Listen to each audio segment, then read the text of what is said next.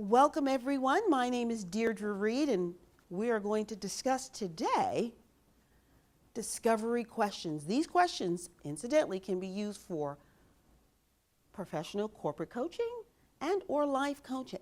So I'm going to take you through that. I will say this, at any time if you have any questions, don't hesitate, but please allow me though the courtesy of letting me at least address it in the context, and then perhaps that might even answer your questions.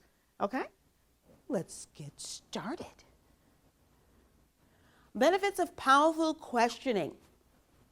Powerful questioning is at the core of effective coaching.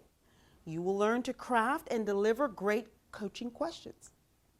We're going to learn the type, the timing, and the impact of coaching, if you will, which differs from the typical way questions show up in conversations.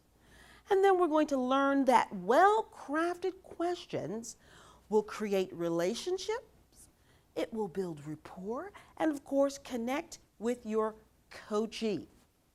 Here's an important reminder. It's all about the coachee.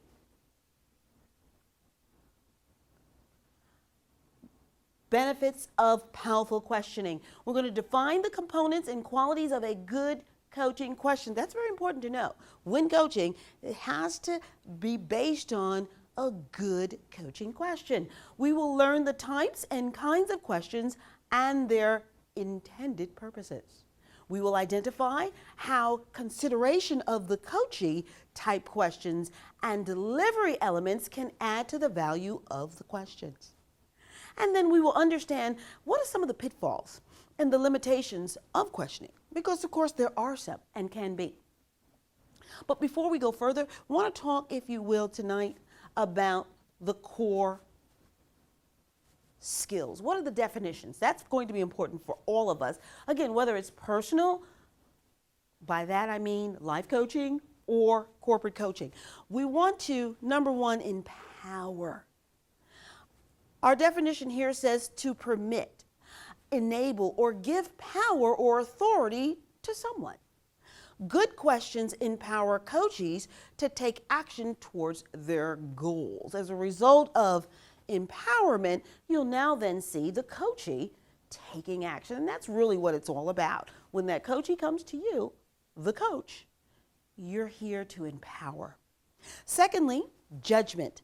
What is judgment? The act of making a decision. It is important to make sound judgments about which questions to ask and when. Again, keep that in mind. What questions to ask and when. And then we have here leaps. Leap is to literally spring from one point or position to yet another. It is sudden and quick. Leaping is the most obvious of all coachee developments observed by a coach. Again, this individual, the coachee, will in fact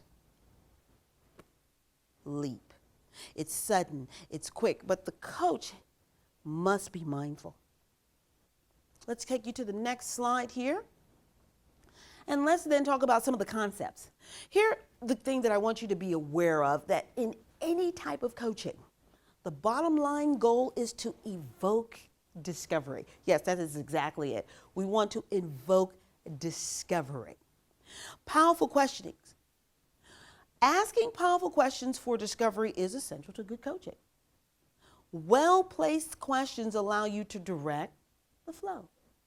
What is the flow? The flow of coaching interaction in the direction of optimal benefit for the coachee. I do want to emphasize here, though, that we must remember that it is still all about the coaching. When you are sitting with a potential employee, or rather your employee, and you're going through a performance review, very often pride gets in the way, and we want to get answers. We want to get answers because we want them to benefit us as the coach. But really, if you're hoping to establish peak performance for that employee, know that it is about the coachee. Because with that, then we'll be able to help him or her. So keep that in mind. Coaches evoke discovery. So some of the questions that we'd want to ask when we're doing this is to be mindful of inquiry questions, thought-provoking questions, things that will challenge the coachee. Probing questions. What I like about probing questions is it goes deeper than just your close-ended question. We don't want yes and no. We want additional answers, because then this will help us to help them. And then you have option questions. And here's another thing that's important. Why? Why are you doing this? But keep in mind, when you say why, or when you ask why questions, they can't be judgmental. Because then if they're judgmental, what will happen? Sir? It will, I would agree. For those that couldn't hear, if we are judgmental, then we will not be able to empower. And that's really what it is, to, again, help the coachee. Again, this is part 2. Just a little idea of what some of the open-ended questions were. I think I had a question earlier. What was an open-ended question? What was a close-ended question? Well, I defined the close-ended by saying yes or no. Well, open questions will elicit more answers. And here's just a few. A reality check question. On track. Are you on track? Are you on track for accomplishing your degree? Do you have your budget in place? These are reality check questions. Focusing questions. Reminding questions. Instead of saying, you said, in turn, you can say, well, you mentioned. This is an opportunity to remind. This line of questioning creates greater clarity. Greater clarity, possibility, or new learning, because really that's what it's all about. The coachee is coming to you because they want to learn something's not right. And so these questions will afford you that. And what we want to do, though, ultimately is we want to move the coachee forward. In counseling, you generally will take that individual from his past to the present. Here's the difference with coaching.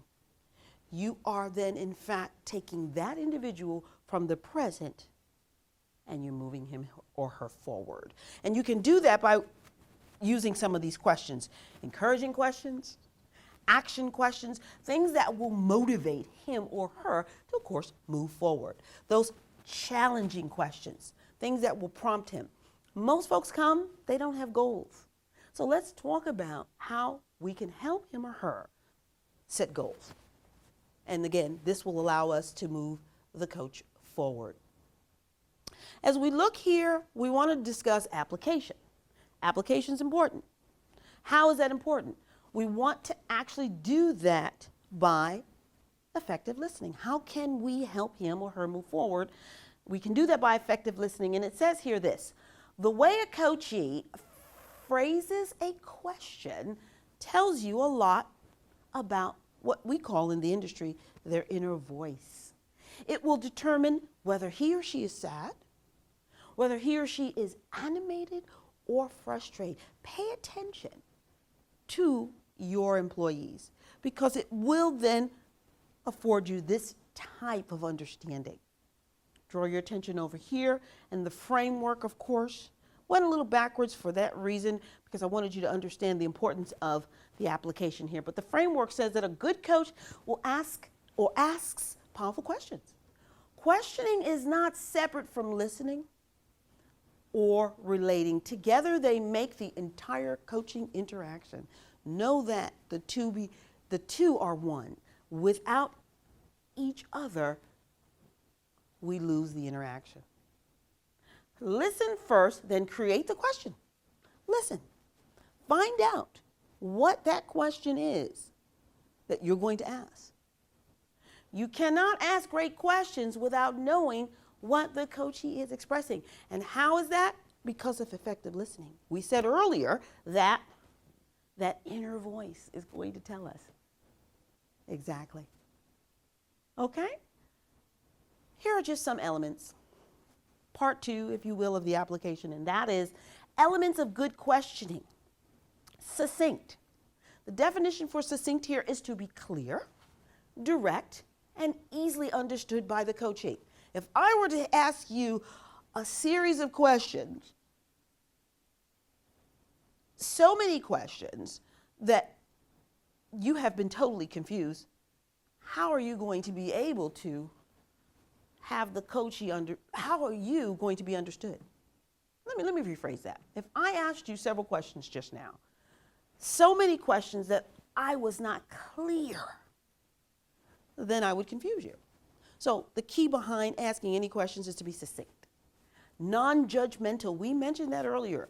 We talked about judgment, but this key right here is being non-judgmental. No attempt to put the coachee down or criticize, because if that's the case, then why should he or she come to you?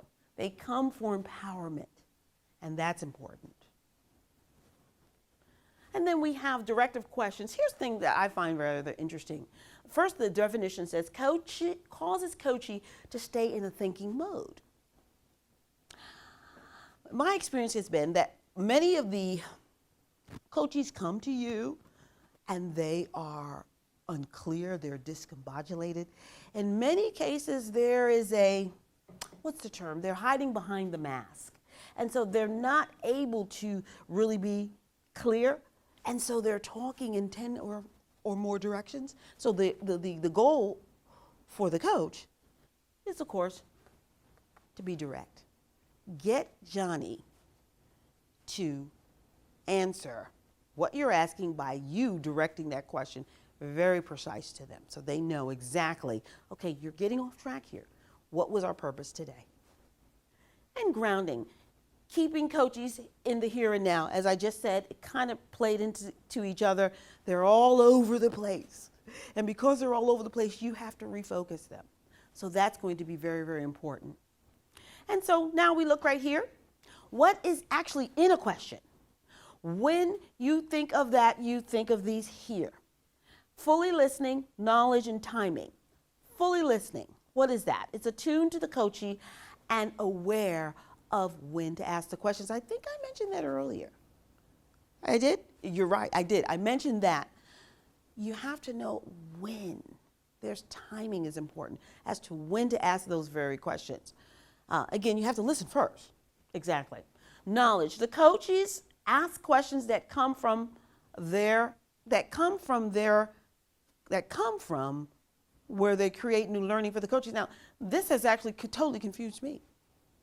We're going to just know that you have to have, in any kind of question, you have to understand what it is that is going on. What's the basis for the question? So you need to know, based on what they've shared with you, you have knowledge, now you can ask the proper question. And finally, timing. Coachee is ready to hear them, not when you're ready to ask. Think about that. If you're talking to Johnny and you are ready to ask those questions, it may not be the right time. You have to be prepared for listening so that they are able to then receive the question.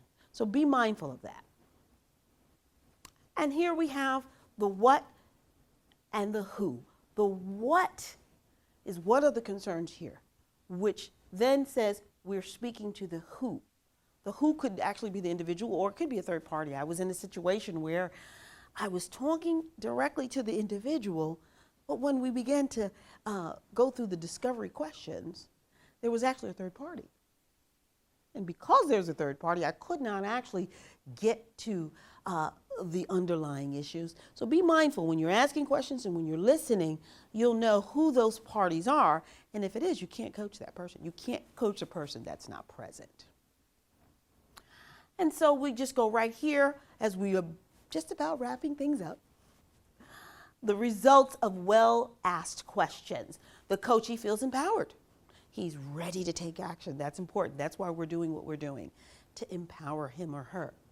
The coachee slows down automatic thinking and reactive moves. Again, they're indecisive, they're discombobulated, they're not sure what to do. So as a result of well-asked questions, then it will position them to slow down.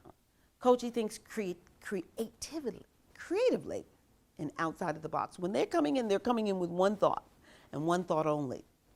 But with the powerful questions, we're able to uncover and get them to think outside the box. We can go through all of these. I just wanted to point out a few of them. Coaches' current perceptions and patterns of behaviors are now broken as a result of powerful questions. And we come to our conclusion now. We are now ready for any questions that you may have this evening. Are there any questions? Very good. Well, folks, I want to thank you for today. I want you to go home with hopefully the skill sets that will prepare you to listen. When you're speaking, make sure that you've listened to what? That inner voice. Once you know what that inner voice is saying, you'll be able to determine if they're sad, if they're intimidated, what's really going on. And the key tonight is to remember it is about the coachee. It's not about you. So again, thank you for tonight. I hope that you have learned powerful questions. I have handouts for you. And in those handouts, my contact information is available as well. If you have any additional questions tonight or tomorrow, feel free to send me an email and we will go from there. Once again, thank you for your visit, or rather allowing me to visit with you today. Have a good night.